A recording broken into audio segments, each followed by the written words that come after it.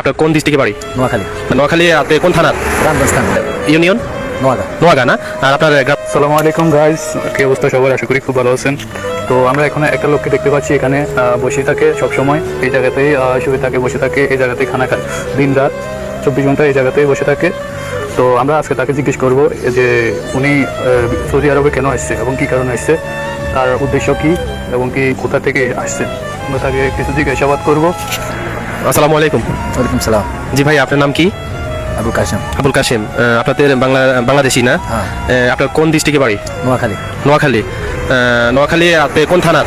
রামগঞ্জ থানা। রামগঞ্জ থানার? হ্যাঁ। আপনার ইউনিয়ন? নোয়াগা। নোয়াগা না? আর আপনার গ্রামের নাম? সাউদের খিল। ও আচ্ছা, আপনার বাপের নাম? মোস্তফা কামাল। মায়ের নাম? মনোহরা বেগম। আপনার ভাই বোন আছে আর? আছে, এক ভাই আছে, 3 বোন।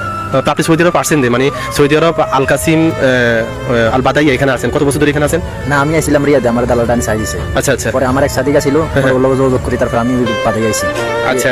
এখন মানে কয় বছর হয়েছে আপনি সৌদি আরব আসছেন? আসছি 2 বছর 8 মাস। 2 বছর 8 মাস চলতেছে। হ্যাঁ। এখন তো আপনি থাকা খাওয়া মানে কোথায় থাকেন, এগুলো কোনো নির্দিষ্ট মানে স্থান আছে? আর নাই, এখন আমি এক শরীরের মধ্যে ছিলাম যে জায়গা, আচ্ছা, আচ্ছা। ওই জায়গাতে আমাকে বার করে দিয়েছে 4 মাস আগে। দর্শক, মানে শরীরে বলতে গেলে কোম্পানিকে বোঝানো হয়েছে, তিনি একটা কোম্পানি ছিল 4 মাস আগে ওনাকে বার করে দিয়েছে, তখন তিনি এখন মানসিক মানে রোগী হয়ে গেছে, মানে যেখানে রাত সেখানে মানে কোনো নির্দিষ্ট স্থান নাই, বাসস্থান নাই, তিনি পথে ঘাটে বসে থাকে, মসজিদে ঘুমায় এবং মানুষের যদি দেয় খাবার তিনি খায়, কোনো কাজ টাজ নাই। যদি কেউ সন্ধান পান না, আপনারা ভিডিওটি ইনবক্সে আমরা ঠিকানা দিয়ে দিব, ঠিকানা তো শুনছেন, ইনবক্সে আপনারা মানে ইনবক্সে যোগাযোগ করুন, তাহলে ওনাকে যদি সম্ভব হয় আমরা বাংলাদেশে পৌঁছে দেওয়ার জন্য মানে এই কাজ করবো। যদি আপনারা কেউ ওনার সাথে আত্মীয় স্বজন থাকেন সৌদি আরবে, আমাদের সাথে যোগাযোগ করুন।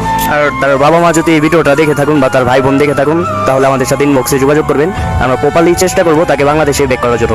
কি বলেন ভাইয়া? হ্যাঁ, আর এটা হচ্ছে ভাই, এটাতে মিডল ইস্টে সৌদি আরবে এগুলো আছে, এই দেশে কোনো মানে অনেক শিশু রুগী বা কোনো পাগল টাগলগুলো রাস্তাঘাটে থাকে না, ওরা জেলে বা অন্য একটা ইয়েতে নির্দিষ্ট জায়গাতে থাকে, কিন্তু উনি তো আমাদের বাংলাদেশের উপর একটি প্রভাব আসতে পারে, কিন্তু আমরা যত দ্রুত, কিন্তু উনি অনেক অনেক ভালো আছে, কিন্তু একটা মানসিক প্রবলেমের কারণে তিনি একটু অনেক মানে ভয়ভীতি কাজ করতেছে ওনার ভিতরে। তো আপনারা দ্রুত মানে একটা চেষ্টা করেন যে ওনার সন্ধান যদি কেউ ওনার আত্মীয় স্বজন আমাদের সাথে যোগাযোগ করে ইনবক্স, তাহলে আমরা ওনাকে প্রসেস করে বাংলাদেশে পাঠানোর জন্য চেষ্টা করবো। ঠিক আছে। এ ভাই, আরে এদিকে আসো, এদিকে আসো, এদিকে আসো, খাওয়া দাওয়া খাইছো? এ ভাই, শোনো শোনো শোনো, কি অবস্থা? তো গাইজ, আমরা কয়েকদিন আগে একটা ভিডিও দিছি এই অসহায় লোকটার ফ্যামিলির কাছে, তাকে পৌঁছে দেওয়ার জন্য। ভিডিওটি 70,000 মানুষ দেখেছে, কিন্তু আমরা তার ফ্যামিলির কোনো সন্ধান এখনো পর্যন্ত পাইনি। যারা আমাদের কল দিয়েছেন তারা বলেছিল তার ফ্যামিলির কাছে আমাদের যোগাযোগ করে দিবে, কিন্তু এখনো পর্যন্ত তার ফ্যামিলির তথ্য আমাদের হাতে আসে নাই। তো ভিডিওটি শেয়ার করবেন যেন ভিডিওটি তার ফ্যামিলির কাছে গিয়ে পৌঁছায়, এবং কি